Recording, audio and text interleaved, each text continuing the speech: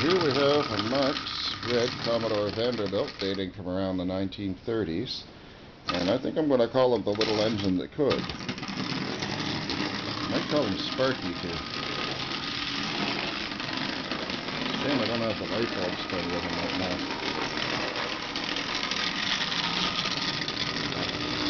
He's just starting to catch his lungs again. He hasn't been run for probably since I bought him either.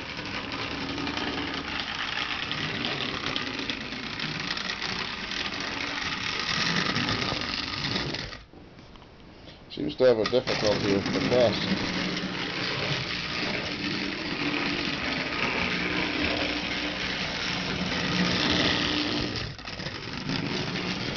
Starting to get it.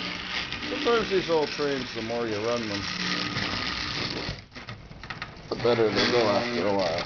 Just trying to find reverse, okay?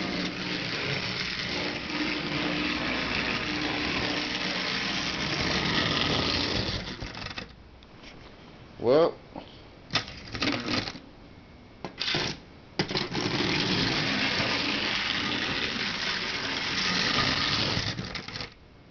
yeah, so we'll have to look at that and see if there's a crossed wire somewhere.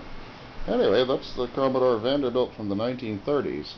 About 70 and 80 years later, I'd say that's not too bad. I hope I'm running that well when I'm that old.